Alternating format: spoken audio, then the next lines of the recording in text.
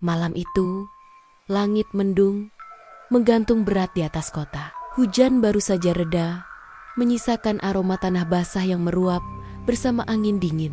Jalanan terlihat sepi. Hanya sesekali motor melintas di depan gang sempit yang menuju sebuah kos-kosan tua. Kosan itu dikenal dengan harga sewanya yang murah. Tapi di balik kemurahan itu, ada alasan yang tidak semua orang berani ceritakan. Sebuah kisah lama yang hanya dibisikkan pelan oleh para penghuni lama kepada penghuni baru. Konon, ada sesuatu yang menjaga tempat itu, terutama pada malam Jumat. Reza adalah salah satu penghuni baru di kosan tersebut. Ia seorang mahasiswa semester awal yang merantau jauh dari kampung halamannya. Awalnya, ia merasa sangat beruntung menemukan kos dengan harga semurah itu, apalagi lokasinya dekat kampus. Bangunannya tampak tua, cat dindingnya sudah mengelupas, dan lorong-lorongnya sempit dengan penerangan redup. Namun Reza bukan tipe orang yang mudah percaya pada hal-hal mistis. Ia hanya berpikir, selama ada tempat tidur, meja belajar, dan listrik, semua baik-baik saja. Malam itu, Kamis menjelang Jumat, Reza baru saja selesai mengerjakan tugas kuliah.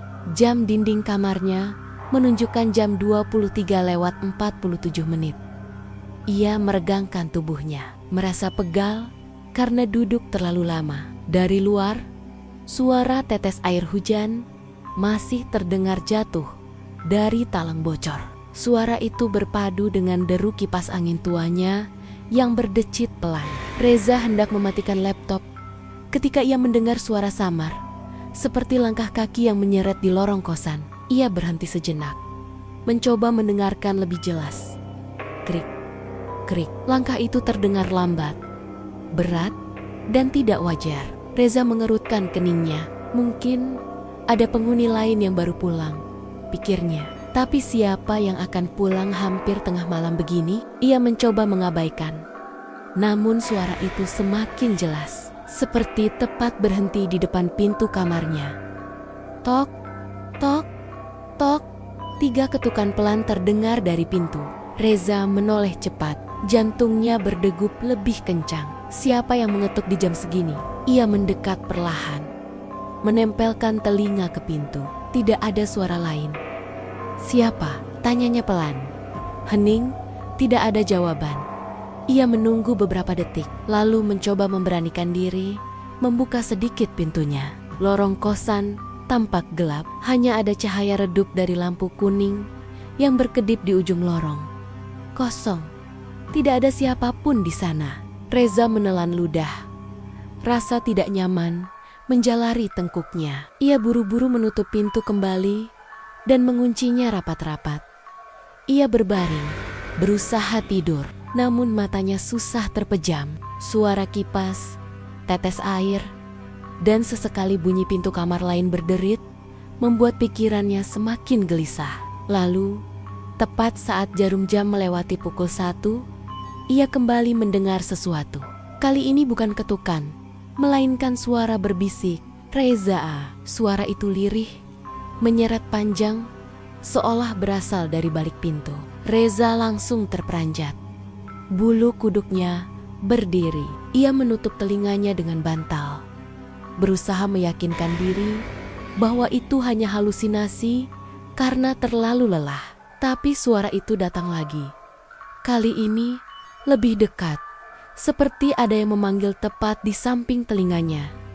Reza langsung bangkit, wajahnya pucat. Ia menyalakan lampu kamarnya, berharap cahaya bisa mengusir rasa takut. Namun justru saat lampu menyala, ia melihat sesuatu di sudut kamar. Sebuah bayangan hitam berdiri diam di dekat meja belajarnya. Tinggi, kurus, dengan kepala sedikit menunduk. Matanya merah menyala, menatap lurus ke arah Reza. Reza menjerit tertahan. Tubuhnya kaku. Bayangan itu tidak bergerak, hanya menatap dengan tatapan kosong namun menusuk. Dengan tangan gemetar, Reza meraih ponselnya dan menyalakan lampu senter. Saat cahaya senter diarahkan ke sudut itu, bayangan tersebut lenyap begitu saja. Reza terduduk lemas di lantai. Nafasnya tersengal. Ia tidak bisa berpikir jernih. Malam itu, ia tidak tidur sama sekali. Hanya duduk dengan lampu menyala hingga fajar datang. Keesokan paginya, Reza mencoba menanyakan hal itu kepada salah satu penghuni lama kosan. Seorang pria bernama Bagus yang tinggal tepat di sebelah kamarnya. Saat sarapan bersama di warung dekat kosan, Reza menceritakan pengalamannya dengan suara berbisik. Bagus hanya tersenyum kaku. "Kamu udah ngalamin ya?" katanya singkat. "Apa maksudnya?" tanya Reza heran.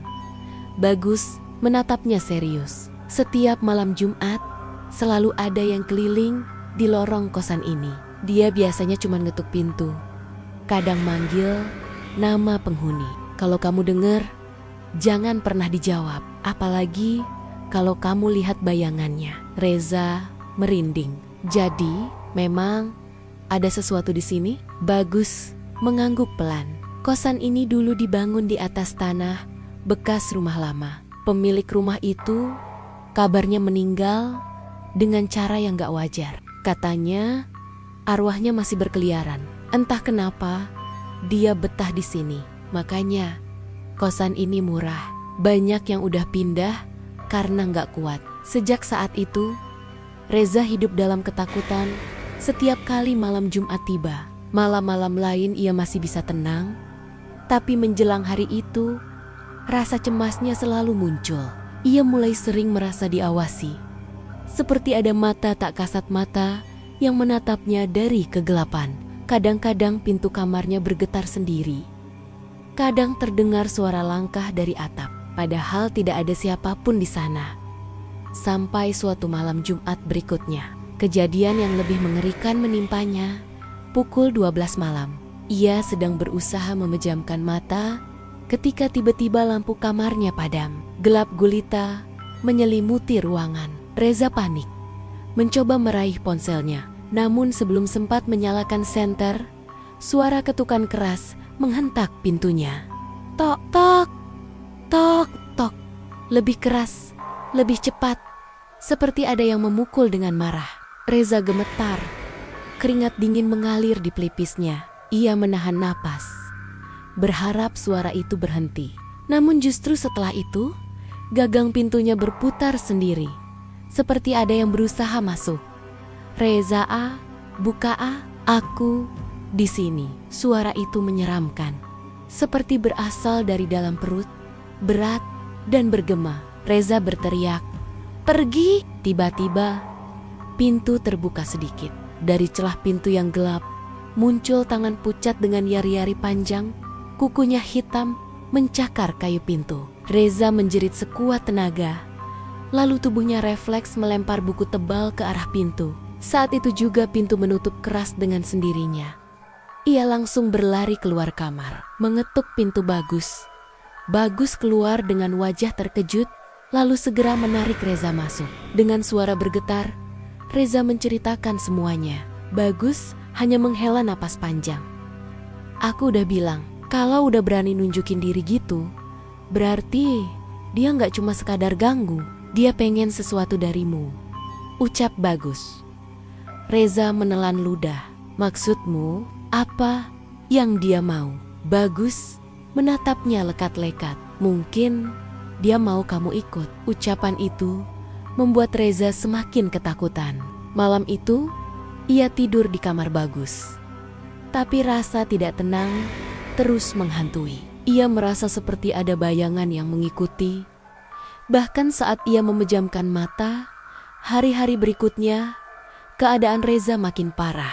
Ia sering sakit kepala, badannya lemas, dan sulit tidur. Kadang ia melihat sosok hitam itu berdiri di ujung lorong saat ia keluar kamar malam-malam. Kadang ia mendengar bisikan namanya dari cermin saat ia sedang mencuci muka. Hingga akhirnya suatu malam Jumat yang paling mencekam datang. Reza sendirian di kamarnya, mencoba membaca doa-doa agar tenang. Tepat pukul 2 dini hari, ia terbangun dari tidurnya karena mendengar suara seretan kaki. Kali ini bukan hanya di lorong, melainkan di dalam kamarnya. Ia membuka mata, dan sosok itu sudah berdiri di sisi ranjangnya. Tubuhnya tinggi menjulang. Wajahnya pucat tanpa mata. Hanya ada rongga gelap menganga. Mulutnya menyeringai lebar hingga telinga. Reza, ikut aku. Tangan panjangnya terulur ke arah Reza. Reza menjerit, berusaha bangun, tapi tubuhnya lumpuh. Suara detak jantungnya menggema di telinga. Seolah tubuhnya terjebak antara tidur dan bangun. Ia hanya bisa menangis, menyebut nama Tuhan berulang-ulang dalam hati. Tiba-tiba, pintu kamar terbuka keras, dan Bagus masuk sambil membawa sesuatu seperti botol kecil berisi air. Ia memercikkan air itu ke arah sosok hitam. Seketika, sosok itu menjerit melengking, lalu menghilang perlahan, meninggalkan hawa dingin menusuk tulang. Reza langsung terlepas dari kelumpuhan. Tubuhnya jatuh lemas. Bagus mendekat, menepuk bahunya. Kamu harus segera pindah dari sini. Kalau enggak, dia enggak akan berhenti sampai dapat yang dia mau. Sejak kejadian itu, Reza tidak berpikir dua kali. Besoknya, ia segera mengemasi barang-barangnya dan meninggalkan kosan tersebut tanpa menoleh lagi. Namun, satu hal yang membuatnya semakin merinding. Saat ia melewati lorong menuju pintu keluar kosan, ia melihat di cermin besar yang tergantung di dinding lorong. Bayangan hitam itu berdiri tepat di belakangnya, tersenyum lebar, seakan memberi pesan bahwa meskipun ia pergi, sosok itu masih akan selalu mengikutinya.